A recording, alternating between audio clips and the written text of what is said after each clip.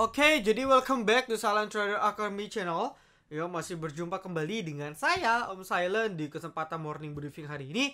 Spesial tanggal 12 Juli 2021, tepatnya di hari Senin, di minggu kedua di bulan Juni. Di bulan Juli, sorry. Nah, tanpa sadar gitu ya, kita sudah melewati 1 minggu PPKM darurat. Overall saya melihat, meskipun di beberapa daerah, di media sosial, di berita-berita, saya melihat masih ada beberapa pelanggaran gitu kan. Cuman memang yang saya lihat pelanggarannya mungkin misinformation atau miscommunication gitu kan. Tapi overall saya melihat cukup berjalan lancar seperti itu. Dan kita tinggal tunggu hasilnya saja. Semoga pertama-tama ya pandemik ini segera selesai, atau minimal wave 2 yang terjadi di Indonesia ini bisa segera reda ya, atau bisa segera berkurang semaksimal mungkin. Jadi pastikan teman-teman wajib tetap patuhi protokol kesehatan, sayangi diri Anda, sayangi keluarga Anda, dan sayangi IHSG kita. Oke, nah seperti yang saya janjikan, saya akan membahas nanti di belakang terkait grafik COVID. Om, kok jadi bahas harian sih? Kok kenapa nggak bahas kok? Cuman ini adalah variabel penting yang bisa kita jadikan acuan untuk decision making. Ya penting loh. Jadi angka-angka yang muncul ini setiap harinya akan mempengaruhi pergerakan market. Ya jelas. Jadi ini salah satu variabel penting saat ini, makanya saya coba bahas. Nah, sesuai janji, saya akan menambahkan salah satu variabel lagi. Ya, saya akan menambahkan satu variabel lagi, yaitu kasus real penambahannya.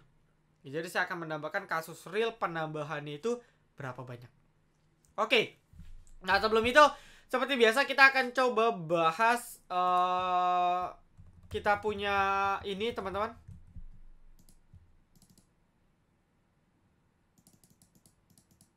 Ya, wah error ya. Coba sebentar. Ya, mohon maaf ya, ini nggak kebuka. Saya juga bingung kenapa gitu ya teman-teman ya. Ini nggak kebuka. Saya nggak tahu nih, dari tadi laptop saya kok ada problem. Tapi di sini saya buka data dari langsung, jadi saya crop ya karena saya screenshot dari Telegram langsung. Nah, jadi kita punya trade dan pertama itu ada MLPL. Ya, jadi trade dan kita dari Jumat seperti biasa MLPL. Awalnya jadi menu sore untuk tanggal 5. Ya, Anda bisa lihat di tanggal 5 kita live trade dulu, beli piramid total dapat di 700-715, dan hari ini terbang sampai high-nya itu di sekitar 7 berapa ya, kalau nggak salah 760 ya, 755 ya. Profit sekitar ya maybe mungkin dapat 5-7% ya, dapat sekitar 5-7% profitnya. Jadi lumayan banget. Dan ya di VVIP tradingnya santai. Jadi market nggak jelas pun kita kemarin tetap dapat profit. Ya. Lalu seperti itu, buat teman-teman yang mau coba join VVIP silakan gitu ya. Karena kalau nanti market sudah merespon dengan positif bahwa wave ini sudah selesai, ya Anda akan ketinggalan profit. Nah, maka sebelum itu Anda yang mau coba join silakan join ke Telegram kami t.me/silenttraderacademy ya. Lalu kalau mau payment atau segala transaksi itu ke akun ini, Staff Silent, STAFF Silent, atau ke saya langsung. Ya, teman-teman. Jadi ini buat yang mau saja silahkan. Join di sini, akan banyak sekali info-info gratis yang bisa teman-teman dapatkan. Oke. Nah, sebelum itu saya akan coba bahas dulu, karena ini hari akhir pekan gitu ya. Saya nggak bahas spesifik untuk requestan, tapi saya akan lebih bahas kepada Outlook. Dimana sesuai janji, oh ya, saya lupa nih. Sebelumnya buat teman-teman yang belum tonton, saya ada upload video. Kalau minggu lalu saya bahas terkait multi-bagger dengan cara value investing. Di sini saya ceritakan bagaimana saya bisa make bagger dari modal menggunakan trailing stop. Jadi ini adalah salah satu teknik penting di pasar saham, dan teknik yang sebenarnya wajib seluruh trader kuasai, karena dengan teknik ini Anda bisa memaksimalkan profit Anda semaksimal mungkin. Bagger. Jadi Anda wajib banget yang mau tonton, mumpung masih weekend, Anda bisa luangkan waktu untuk tonton karena ini worth it banget. Ya, oke. Lalu saya akan sajikan, jadi sesuai janji saya, ini sudah saya input datanya dari tanggal 1. Sebenarnya ada dari tanggal Mei saya input. Cuman ini staff saya sih, staff saya nginput ya, kita sumbernya sama teman-teman dari data.covid19.go.id ya. Jadi kita ambil data dari sini. Nah, cuman seperti yang saya bilang, ada satu variabel yang tidak ditunjukkan di sini, yaitu kasus aktif yang benar-benar penambahan. Nah, jadi kalau Anda lihat, ketika kasus konfirmasi let's say 38.000, tapi yang sembuh 28.000, berarti kan sebenarnya yang harus kita perhatikan kan selisihnya. Berapa sih yang benar-benar penambahan baru? In case amit-amit 100.000 yang nambah tapi 90.000 berhasil sembuh, maka yang nambah tetap 10.000. Jadi maksud saya di sini bukan berarti kita fokus ke kasus confirmation saja, tapi kita harus lihat aspek lain kita sebagai seorang trader. Ya, kenapa? Karena di sini per tanggal 10 Juli saya menemukan beberapa hal positif yang bisa kita lihat untuk saat ini. Jadi garis kuning ya, garis kuning ini mencerminkan angka selisih antara kasus tambahan confirmation dengan yang sembuh di hari yang sama. Nah, selisihnya itu penambahan baru. Ya, atau kalau Anda buka website .go.id itu yang ini. Ya, kasus aktif. Nah, cuman di sini kasus aktif dia kenapa 5.700?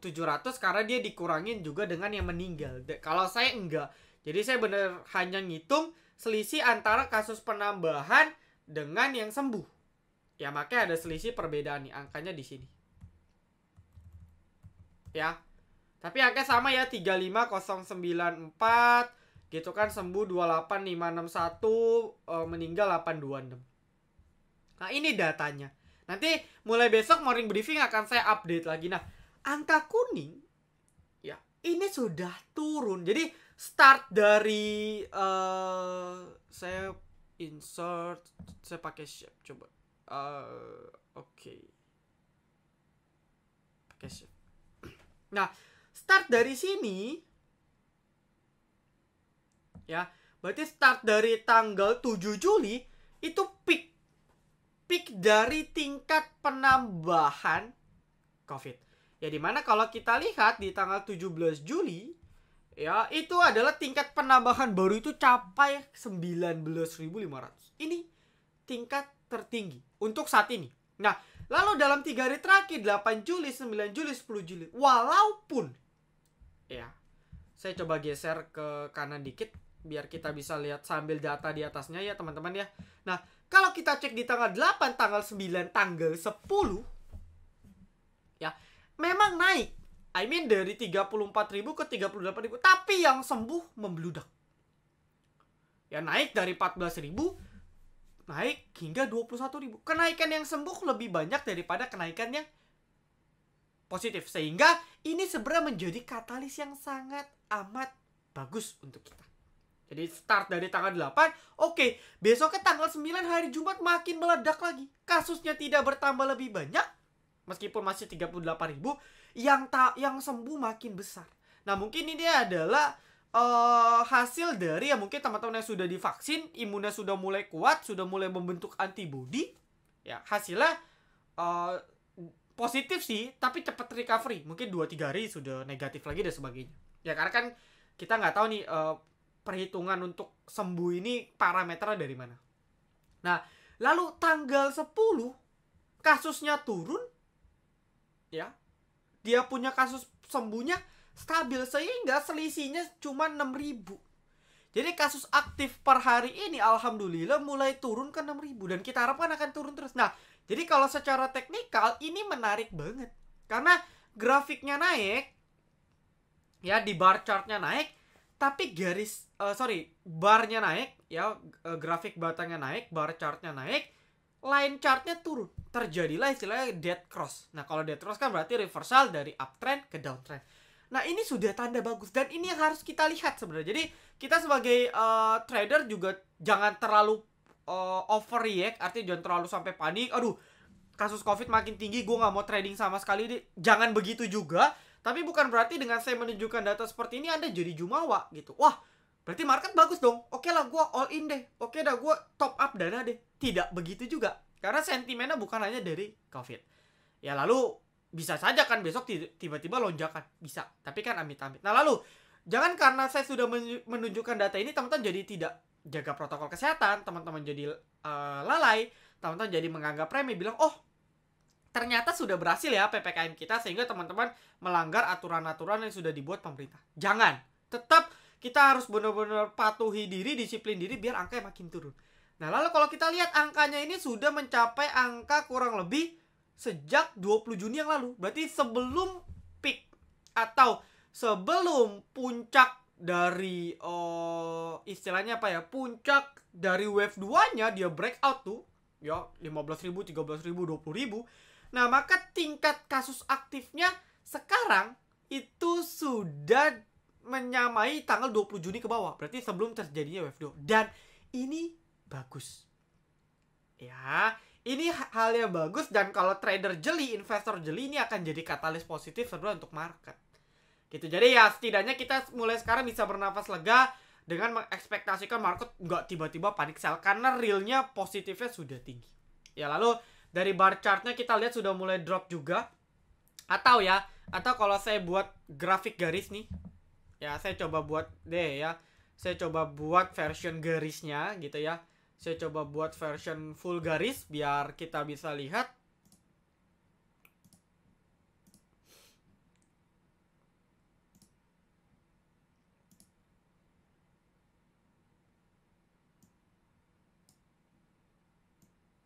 Ya. Kalau kita lihat yang garis, ya ini kan sudah dead cross nih di sini. Nah, di tanggal 8 Juli sudah dead cross, artinya ialah ya apa namanya? Yang sembuh makin banyak, bagus gitu kan. Yang kasus aktifnya menambahnya makin dikit dan ini bagus. Ya jadi kalau kita lihat dari grafik kita jelas ini udah mau panah turun nih. Moving average-nya ibaratnya sudah mulai breakdown dan ini bagus. Tinggal nanti garis biru motong, arti yang sembuh lebih banyak daripada yang aktif. Wah ini akan jadi bagus sekali. Gitu teman-teman ya. Jadi akan saya coba update buat membantu teman-teman. Teman-teman bisa share juga video-video ini, siapa tahu membantu. Karena memang ada satu variabel yang cukup krusial. Nah lalu kita bicara market. Ya market seminggu kemarin juga masih sangat sideways gitu ya. Market masih sangat wait and see dan syukurnya nggak dibanting. Artinya di sini memang mungkin investor sudah kebal kali. Jadi artinya oh ya sudah, ya gue tahu bakal PPKM gitu. Gue udah tahu bakal amit-amit istilahnya lockdown. Sehingga dari awal bulan Juni itu sudah dicicil turun. Mungkin yang saya lihat refleksnya seperti itu. Tapi dengan kondisi sekarang belum tentu market bisa di-push naik juga. Terbukti dalam beberapa hari terakhir ya, market coba naik, opening naik, dibanting. Opening naik, dibanting. Opening naik, dibanting. Dan kalau seperti ini sebenarnya tandanya naik segan, turun tak mau. Jadi dia akan buat base consolidation juga. Lalu weekly-nya juga masih sideways. Jadi so far market masih akan bergerak di range sideways. Maybe di sekitar ya 6100 kali ya. Di sekitar 6100 ya. Pendeknya sih 6050 sampai 6000 dulu. Ini pendeknya. Lalu sideways besarnya di sekitar 6100 sampai 5900. Ya. Ini sideways besar yang mana market masih consolidate di sini. Ya, naik, turun, naik, turun, naik, turun. Nah, ada suatu momen ketika bisa breakout. Entah dia breakout atau entah dia breakdown. Dan kalau itu terjadi, itu akan merubah trennya. Jadi kalau dia di breakdown, potensi untuk reversal trend dari uptrend ke downtrend. Kalau breakout itu bullish continuation untuk market bisa lanjut naik. Nah, cuma dengan kondisi sekarang saya belum yakin market bisa breakout. Karena ada apa? Ya, apa yang bisa kita banggakan? Nah, cuma kecuali ya kalau sampai PPKM sudah mulai dilonggarkan, mungkin bisa jadi optimisme. Karena market bergerak sesuai ekspektasi. Ekspektasi bagus, meskipun realnya belum bagus, naik. Ya, jadi ini kayak udah di penghujung. Makin hari makin mengerucut, membentuk suatu titik. Nah, di sini kita harus lihat kemana market. Jadi outlooknya minggu depan masih menjadi minggu-minggu penentuan. Gitu ya, dan juga berarti kan tanggal 19, 20 ya. PPKM kan sampai tanggal 20, berarti minggu ini dan minggu depan akan menjadi penentuan kemana arah market. Dan juga terkait hasil data COVID. Ya. Lalu sektor-sektor yang masih bisa kita perhatikan gitu kan. Sektor-sektor yang masih bisa kita perhatikan untuk perdagangan sepekan ke depan. Pertama masih dari saham-saham teknologi, teman-teman ya. IDX Techno itu masih menarik sekali. MLPL Group, ya MLPL, MPPA dan kawan-kawan masih bisa jadi watchlist gitu kan. Lalu MTech Group, ya MTech, Same, SCMA ini masih akan digoreng dengan Bukalapak seperti itu. Lalu yang mau spekulasi MNC Group juga bisa sebenarnya, kayak like a Hit gitu kan, BABP, BCAP ini sebenarnya Anda kalau mau speculation bisa ke pick. IPTV pun menu kita juga masih bisa, cuman ini agak sedikit high risk. Lalu dari komoditi batu bara mungkin kayak like Adro atau ITMG masih bisa Anda lirik karena dari teknikal yang bagus ya dua ini. Sisanya kayak Indi cuman rebound pendek, PTBA juga masih belum confirm sama sekali. Lalu Doit hancur gitu ya, dia sudah break dia punya EMA 200, jebol juga 320, ya bahaya nih. Bisa rebound cuman kayaknya berat. Jadi yang menurut saya yang batu baru mungkin Adro atau ITMG gitu. Lalu nikel-nikelan masih bisa jadi watchlist. Antam ini masih good banget, kuat banget dari kemarin. Inco, Tins ya gitu. Anda mau cicil beli ya silakan. Ini so far masih oke menurut saya. Target dia masih dia punya break di sini. Cuman entry ya tunggu koreksi. Ketika dia correction ya mungkin Anda bisa cicil gitu. Ya kalau misalnya si Inco dan kawan-kawan ini correction, Anda bisa cicil beli kalau Anda mau. Karena menurut saya ini masih oke banget prospeknya. Jadi nikel-nikelan komoditas masih bisa dilirik untuk komoditi. Lalu sisanya ya mungkin sektor-sektor momentum seperti ya healthcare masih bisa dilirik. Ya healthcare itu banyak ya. Maksudnya ya bukan Prodia sudah naik cukup banyak gitu kan. Lalu ada apa lagi namanya, Same ya, Prim, SRAJ. Nah ini kalau sudah ARB beberapa kali Anda bisa lirik, biasanya dia technical rebound gitu kan. Lalu sektor-sektor pendukungnya kayak IRA, Jarum Suntik, Agi, Inaf. Ya, Inaf hati-hati ya, agak sedikit nggak bagus nih kalau jebol di 3000 ke bawah. Ya KF, ya KF juga masih coba kuat, tapi kalau jebol 3000 nggak bahaya, tapi masih oke gitu asal di atas 3000. Ini masih bisa dicek. DGNS patah tren ya, saya pun kena trailing stop. Nah mumpung ingat, saya coba akan bahas BMHS terlebih dahulu. Ya saya akan coba bahas BMHS terlebih dahulu yang hari ini sudah open gembok. Jadi sesuai prediksi ya, ini open gembok. Jadi tepat banget prediksi saya di hari Jumat dia open gembok.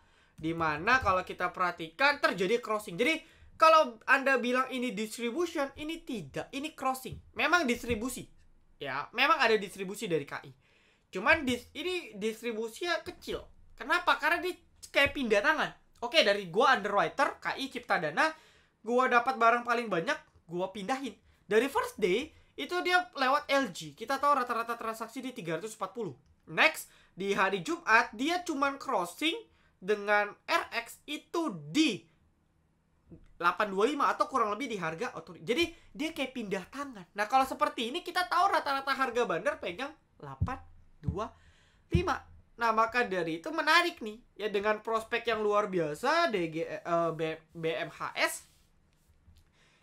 Anaknya aja harganya di 1300-an, 1200 sekarang. Healthcare masih menarik. Nah ini menarik nih. Lalu pertanyaannya masih bisa naik gak? Gitu. Nah kalau saya berkaca dari pengalaman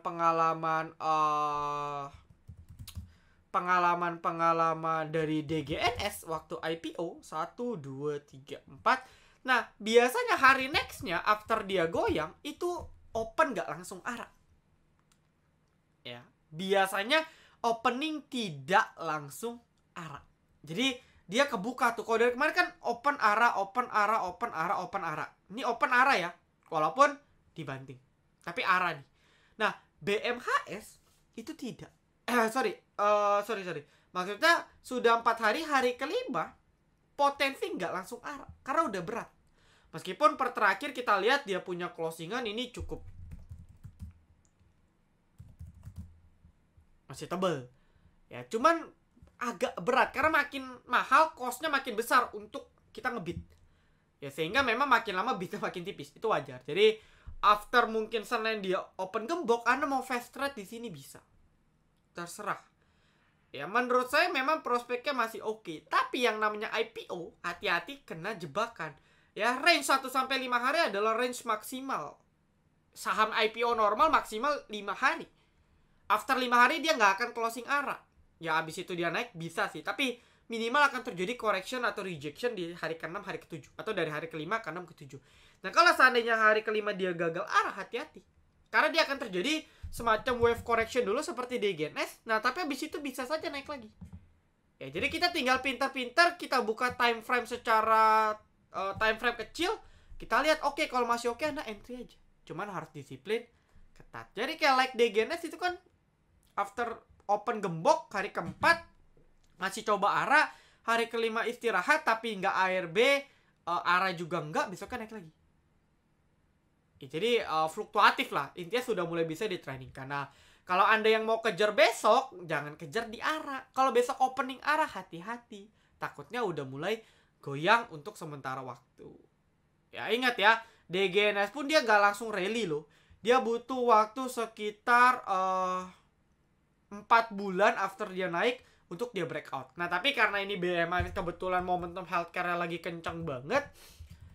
Ya, karena kebetulan momentumnya lagi kencang banget, bandarnya pun nggak distribusi tapi crossing, ya ini menarik banget masih untuk kita pilih sebagai spekulan untuk scalping atau copet. Ya lalu sisanya bank-bank kecil, Baca, BBYB, BBHI, BBHI ini habis strike issue ya, makanya drop ke harga teoritis BNBA gitu ya, BKSW, Baca dan lain sebagainya. Ini masih bisa dilihat ya, IMNPC, BGT gitu sebagainya. Cuman hati-hati. Ya, hati-hati karena overall ini sudah ada wave dulu sekali waktu digoreng.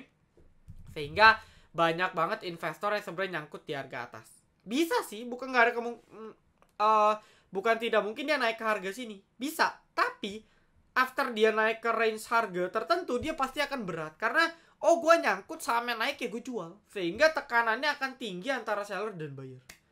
Gitu. Jadi ya Anda cek teknikal yang oke, Anda jebret aja, nggak masalah. Ya, in case dia momentum atau tidak, teknikal bagus, entry. Cuma hati-hati, emiten ini akan dimanfaatkan untuk para trader-trader gorengan-gorengan berat, gorengan-gorengan yang modal besar-besar untuk goreng. Jadi alhasil candle-nya itu banyak jarum atas. Ya naik mau arah dibanting. Jadi Anda harus hati-hati. Pintar-pintar cari titik entry. Ya, jadi kurang lebih itu dulu sih ya. Saya no komen lebih banyak, nanti sisanya ditunggu aja untuk requestan besok. Sekali lagi thank you banget. Semoga apa yang saya sampaikan bermanfaat untuk teman-teman semua. Thank you, good luck. Tetap jaga protokol kesehatan ya. Buat yang mau join VVIP juga silakan. Kita fight bareng, profit bareng. Oke, thank you teman-teman semua. Silent Trader Academy, be silent, be patient, be cuan.